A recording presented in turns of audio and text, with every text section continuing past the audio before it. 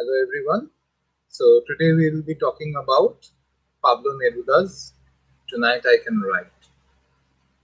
Now this has been translated in many ways, like Tonight I Can Write the saddest lines, Tonight I Can Write the saddest verses. You can take up any translation, does not matter. So Pablo Neruda was originally known as Ricardo Eliezer Neftali Reyes y Bausalto, and he was born on July 12th, 1904 in the agricultural region of Parral in Chile. And he started writing quite early. He was a teenager when one of his gurus, one of his teachers, Gabriela Mistral, got the Nobel Prize. And this started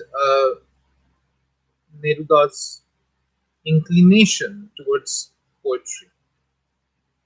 Now, Neruda started writing quite young, and this poem was included. Tonight I Can Write was included in 20 Love Poems and a Song of Despair, and it was translated in 1969.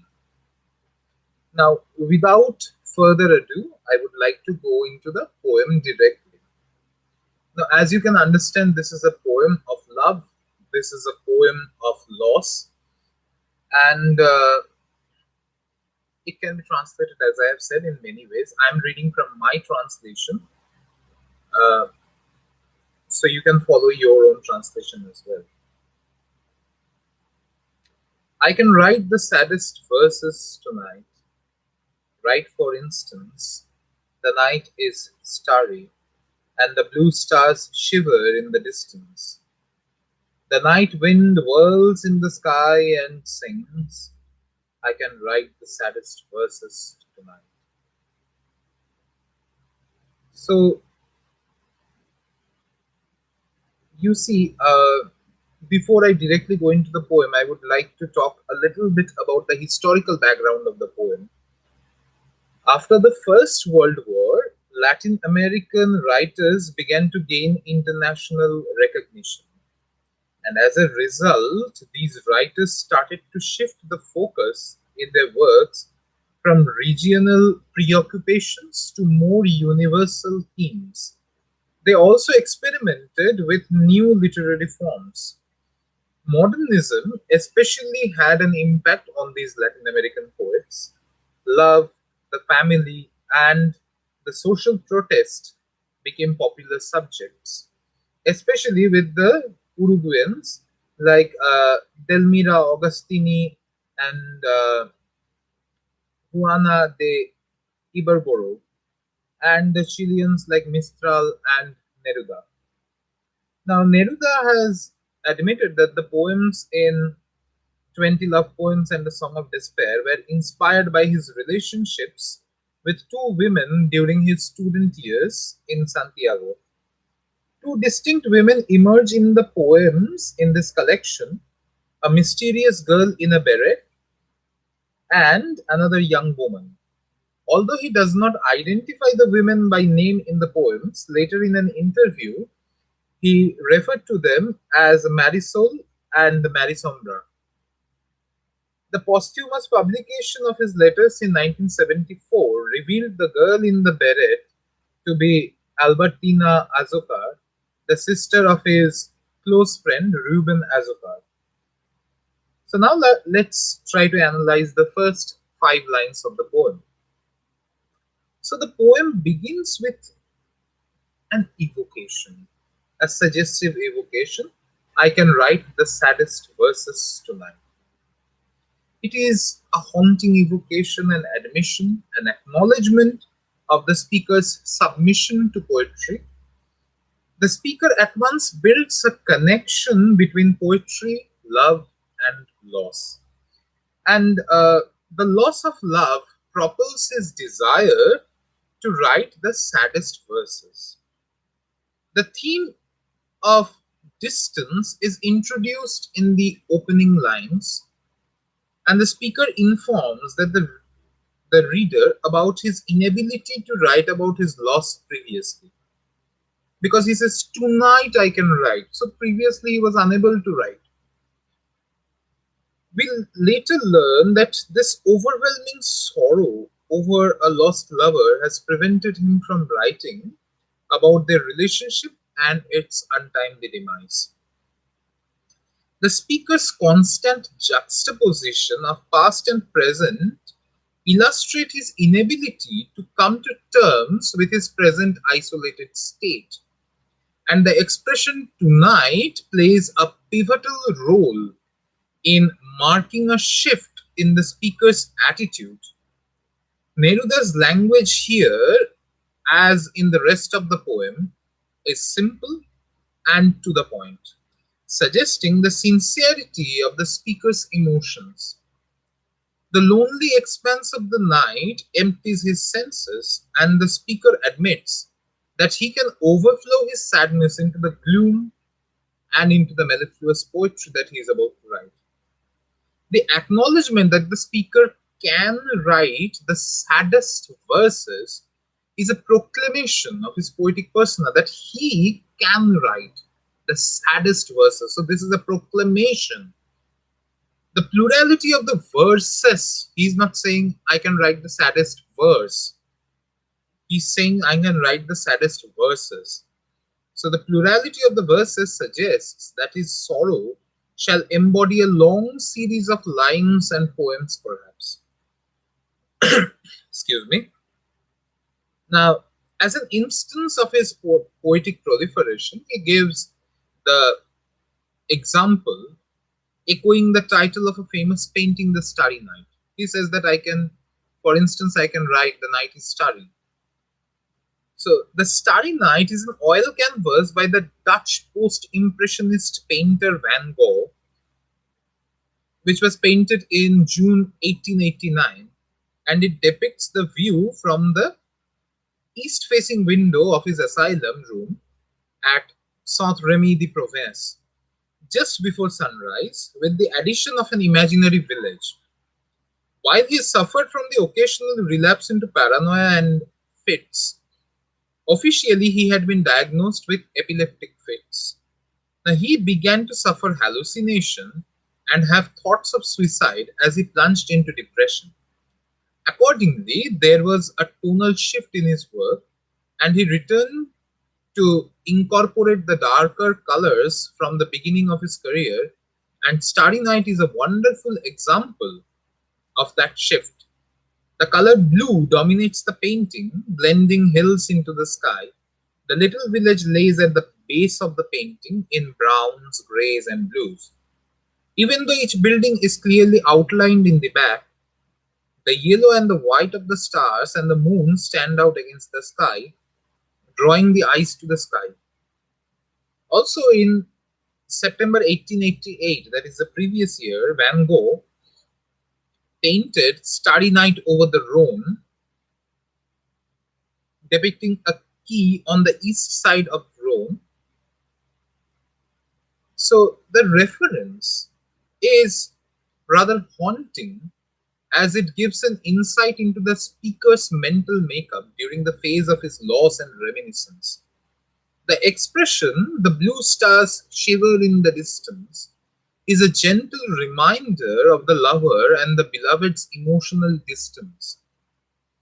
Blue is the color of sadness associated usually in romantic poetry. Now, these lines also contain images of nature, which will become the central link to his memories and to his present state. The speaker contemplates the natural world, focusing on those aspects of it that remind him of his lost love and the cosmic nature of their relationship, because he's pitching the eye against the vastness of the sky. The night sky is filled with stars, and it offers him no comfort, since the blue stars shiver in distance. Their distance from him reinforces the fact that he is alone. However, he can appreciate the night wind that sings as his verses will later, describing the woman he loved. So, as if nature participates in the eternal dance, in the eternal song that Van Gogh is trying to sing. Now, this is an instance of pathetic fallacy where nature partakes in human experiences. The speaker then gazes down from the vast expanse of the sky to his immediate surroundings and notices how the night wind functions. So look above there is the sky. Then he comes down and he sees that the night wind is partaking in his immediate surroundings, and the night wind functions as a connector between the sky and the land. The tempestuous emotions which are bubbling within him find an objective correlate, that is an external manifestation uh, in the outside wind that swirls and gives the voice to his inner emotions. How? By echoing its melodies. So whatever is going on inside is also going on outside. So as if the night wind is echoing the tempestuous feelings within him. Now, we are immediately reminded of P.B. Shelley's immortal line, our sweetest songs are those that tell of the saddest thought. Now, at this juncture, he reiterates his initial proclamation, that is, it comes as a repetition. Tonight I can write the saddest verses. This reiteration is more than a reification of his poetic capability, but it also sets the ground for the lines to come. With this refrain, what is a refrain? A refrain is basically a line that keeps on repeating. Like if you have read Dior's Lament in your Anglo-Saxon period, then you know that in Dior's Lament there is a line that has passed so may this. That is a refrain, a line that keeps on repeating itself in the course of a poem. Similarly, over here, the line tonight I can write the saddest verses, or I can write the saddest verses tonight, or tonight I can write the saddest lines, keeps on repeating like a refrain. Now, with this refrain, he ensures that the reader is brought into the experience of love and the loss of love that he is undergoing personally. So he is asking the reader to pause and to participate in the expression of his loss, and thus his personal loss becomes a universal concern for all the readers to pause and to partake in. Now we move from there to line 6 to 11. We have analyzed the first 5 lines up till now. Now we move on to line 6 to 11. I loved her, and sometimes she loved me too. On nights like this, I held her in my arms. I kissed her so many times under the infinite sky. She loved me. Sometimes I also loved her. How not to have loved her great still eyes. I can write saddest verses tonight. Now, this is my translation. I am following my translation. You can follow any translation that you want. Now, over here, the speaker ponders, he thinks deeply about his own relationship with his beloved from an objective stance. And he realizes that he loved her, but she loved him sometimes. Now, the statement probes deep into the domain of human realization as it questions the very rudiments of the feeling of love. Basically, love and being loved, or love and feeling loved, are two different issues. The speaker realizes that the lingering sense of loss accompanies him in all of his enterprises. The memories of nights of togetherness haunt his waking self, and the moment of kissing her and becoming one with her against the vast expanse of the sky remain afresh with him. He ponders over his situation and realizes that he fell in love with her eyes and herself, both eyes and eyes. The expression great still eyes marks a poignant contrast with the ever changing infinitude of the skies. So her great uh, still eyes are pitched against the poignant uh, vast skies. The uh, magnitude of the skies is pitched against the meagerness of the eyes. And the refrain recurs right at this moment. That is, tonight I can write the saddest verses. It recurs at this moment as burdened with grief of the loss, the poet realizes that he can churn the saddest lines from his own experience. Because you see, as Shelley says, our saddest verses are those that tell of the sweetest thoughts. So here the poet realizes that he can write about the saddest lines only because he has experienced the love and the loss of the love. Now we move from here to lines 12 to 20. Okay, this is a big chunk. Lines 12 to 20, this is a big chunk. To think that I do not have her, feeling I have lost her. Here the immense night, more immense without her, and the verse fails, and the verse falls to the soul like dew to grass. Does it matter that my love could not keep her? The night is full of stars, and she is not with me. That's all. In the distance, someone sings. In the distance, my soul is not content with having lost her.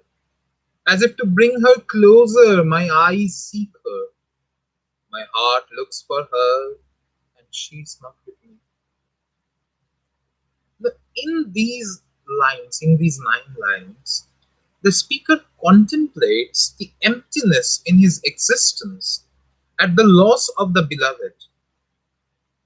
Her absence marks his presence as a void.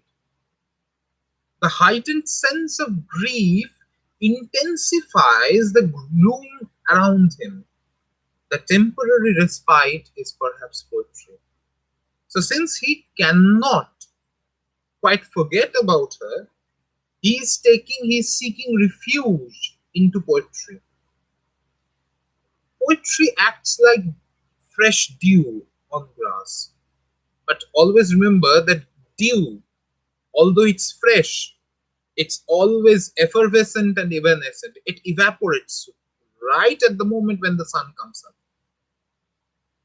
So, art in any form can approximate life, but it can never replace life.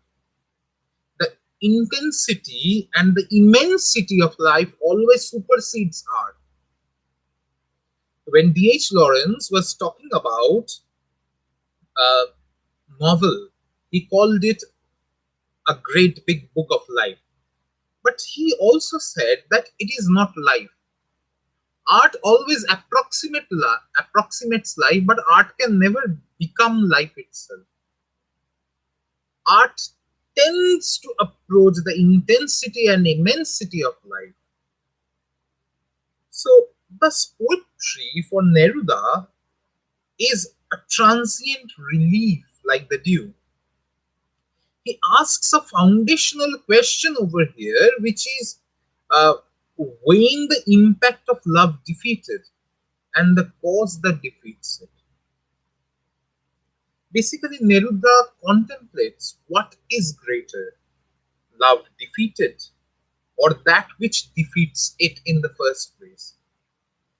Now, love defeated, as you will realize, is always greater than what defeats it. And I'm not just talking about the love between a boyfriend and a girlfriend. Imagine we are going through a very tough time these days, and we have lost so many people who were near and dear to us. So many people we admired, like the poet Shankar Ghosh is no more. So many people that we admired are no longer with us. And the love that we invested upon them, that love that we spread around them, is lost. Now, 20 years from now, 30 years from now, people would not remember that what was the cause of that defeat of love.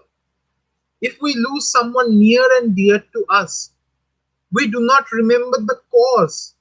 We always remember the fact that that person is not near us anymore. So, love defeated in any form is always greater than the reason which defeats it in the first place.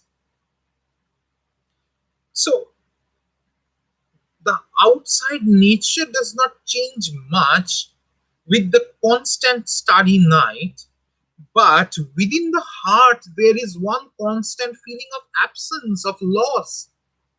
The speaker sums up his predicament, uh, in a note of acceptance, and he says, "That's all." You know, when at the end of the Iliad, when Hector dies, Priam could have said so many things, but Priam says, "There lies Hector, the tamer of horses." When King Lear dies, Shakespeare could have said so much, but he simply says, "He dies." So, this calm acceptance of the loss, that is what makes human predicament so very helpless. And Neruda basically harks at this. Neruda basically harks at home this point that love defeated is always greater than what defeats it. All songs fall short of healing his aching wound, no matter how much you think about what caused the loss. You can never really fathom the depth of the loss that you have suffered. As the old proverb goes, lips that can't kiss sing. But here the song grows more and more distant because someone sings at distance. The speaker acknowledges that his soul is not content having lost her, hence his soul always searches for her, only to realize she is not with me. From here on, we move on to lines 21 to 24. The same night, whitening the same trees, we, the ones then, are not the same. I don't love her anymore. It's true. But how much I loved her. My voice searched the wind to touch her ear. Now, as he's talking about his own expressions, his own experiences, the realization deepens and the speaker calmly arrives at a series of acknowledgments. Excuse me. Though there shall be things in nature which shall remain the same, yet their love is not same anymore. The togetherness of we has been separated into the singularity of ones. So we is now you and I. They have changed themselves as individuals. Like if you knew a person 2 years ago and you are meeting that person 2 years later, you will see that the person is bound to have changed. That person does not remain the same anymore. That person cannot remain the same anymore. That is the human nature. We change. Change is the only constant. Mutability is the only constant in nature, also in human nature. So it dawns upon him that the issue is not that he still loves her or whether he still does not love her, but the recognition he does not love her anymore complicates his emotions towards her. You see, love is great, but habit is a great terror. Once you cannot be with the person that you love, the habits that you had around that person keep on pestering you, even in a greater way. You cannot be with someone accepted. You cannot, somebody does not love you or you do not love someone accepted. But what would you do, my friend, with the emotions that you had regarding that person? What about those habits?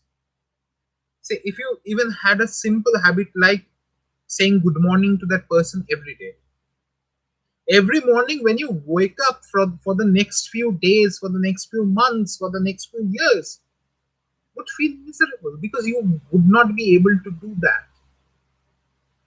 So you see, it is not love which kills us perhaps, but the little things, the little habits which kill us. And especially it becomes problematic for the speaker over here when he realizes that he does not love her anymore. Because the ghosts of a past love come back to torment him. The nostalgia, coupled with the feelings of love and lost love, find expression in Neruda's mellifluousness, his beauty, his lyricality of the poem, as if he spoke to be heard by her, so that his words might have some impact on her. That is where it hurts. You know, sometimes you feel that there is a person who can understand you, but unfortunately, that is the sole person that you cannot reach out to.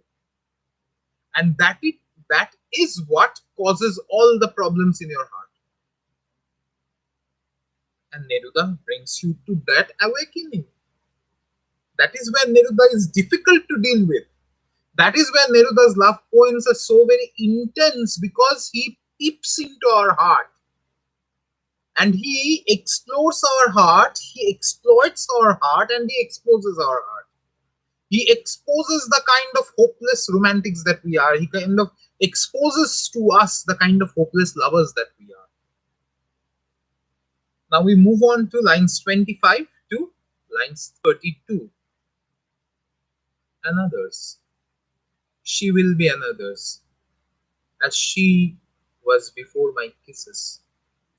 Her voice, her bright body, her infinite eyes. I don't love her anymore. It's true, but maybe I love her. Love is so short and forgetting so long. Because on nights like this, I held her in my arms. My soul is not content with having lost her.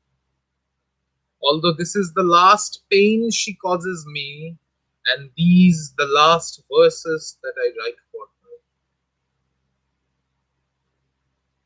Here we see that the loss of love is coupled with a feeling of the lady's rejuvenated interest in someone else.